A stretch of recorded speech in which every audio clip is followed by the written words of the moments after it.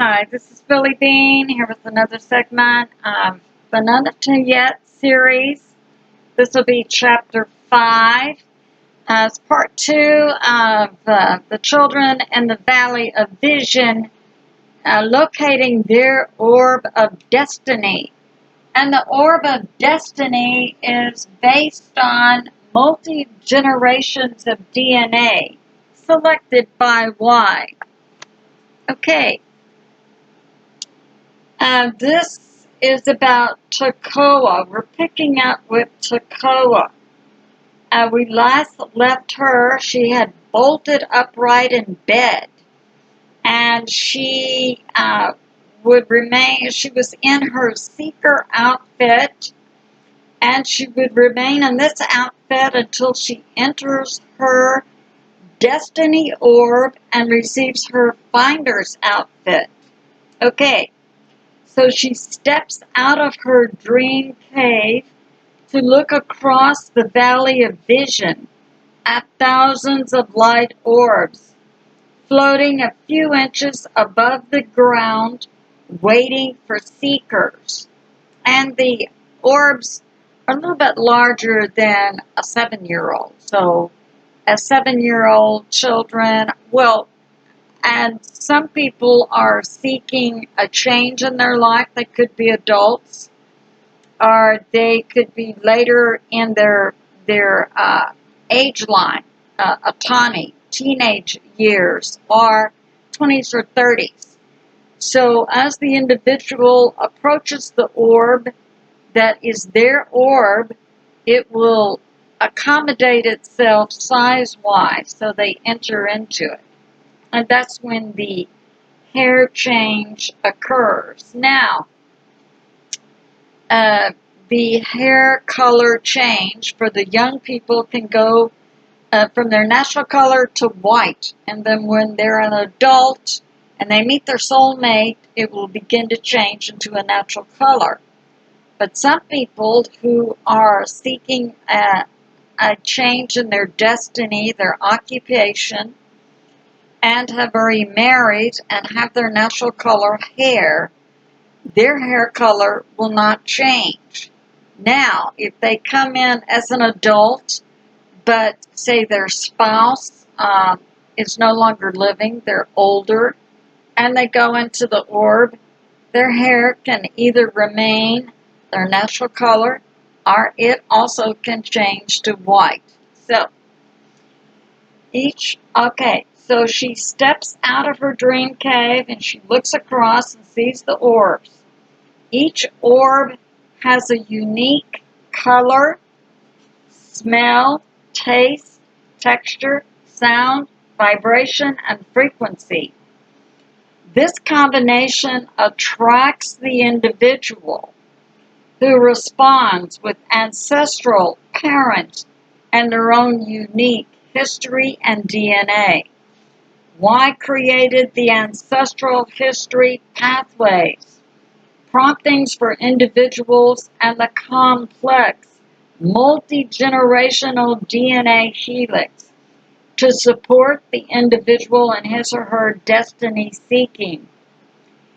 Monine Alexandra Harbic awakened as a shockwave rippled through her spirit, soul, and body, visibly emanating several feet beyond her physical body, so she could see the shockwave.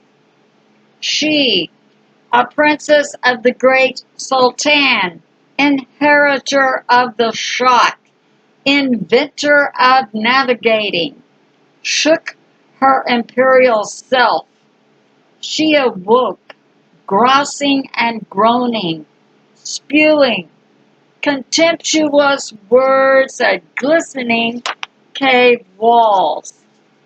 She awoke for the first time in her 7 years alone. She had never dressed herself.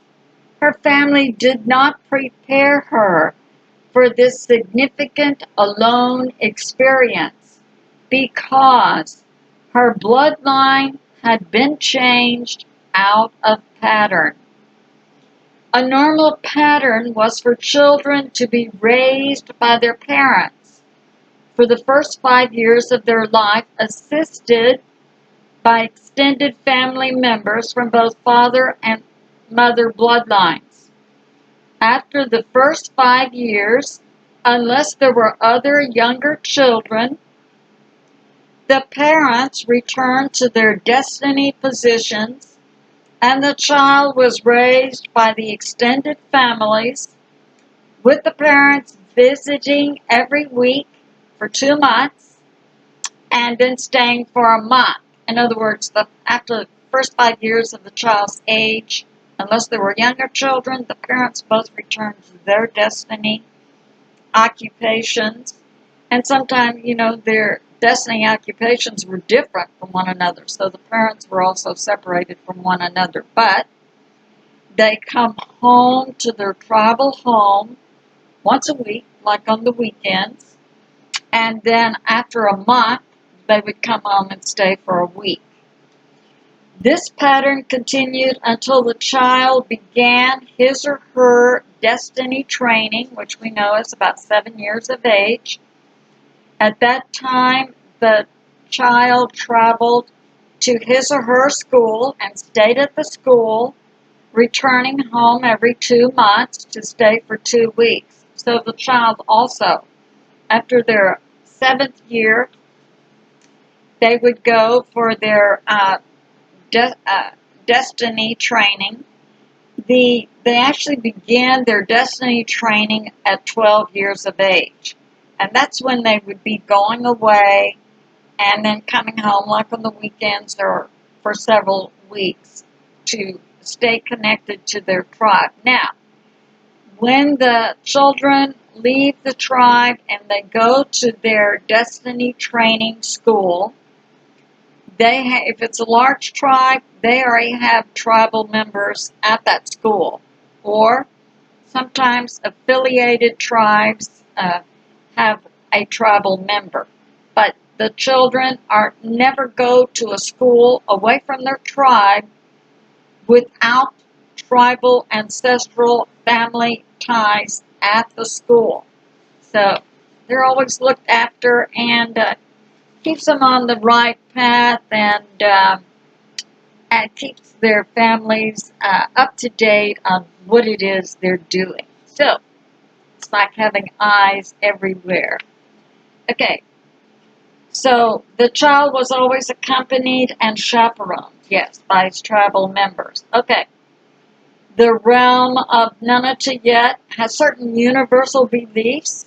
The realm, it's also a planet, which included faith in why. So and all the populations, the tribes on this planet believe in one God.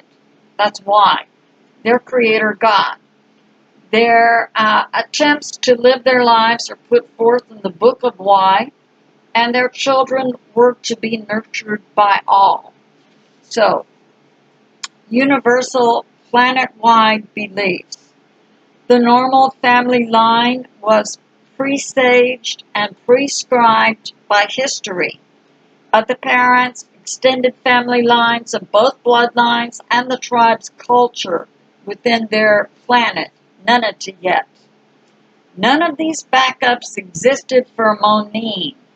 She was found abandoned in a reed basket, pushed in by waves of the Molandia Sea, and beached in her tribal lands.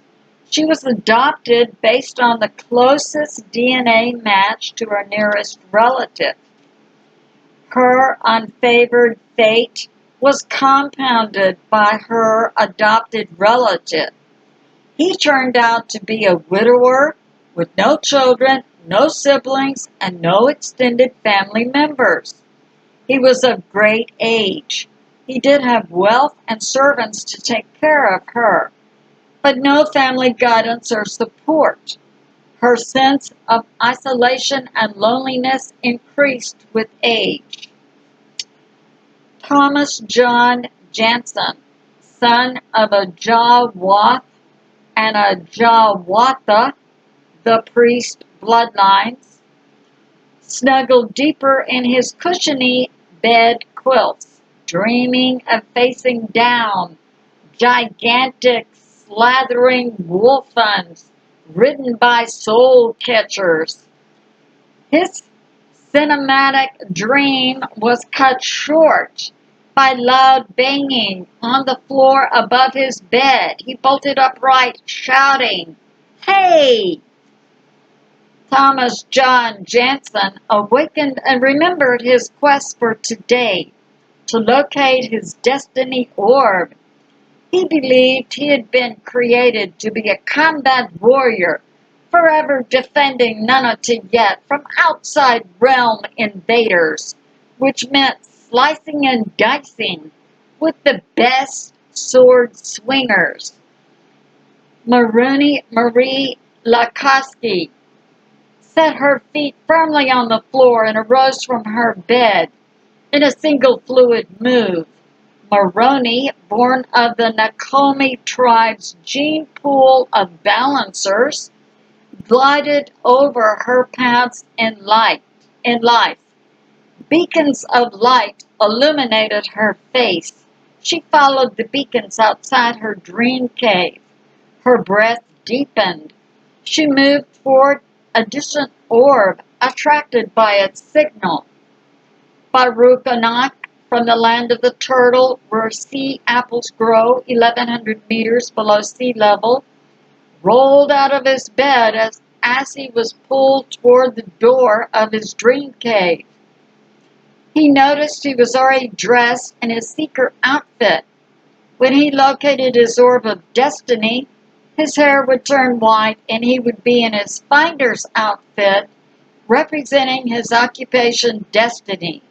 Each seeker, in their own unique time and space, joyfully began their search. I'll see you soon, and I love you.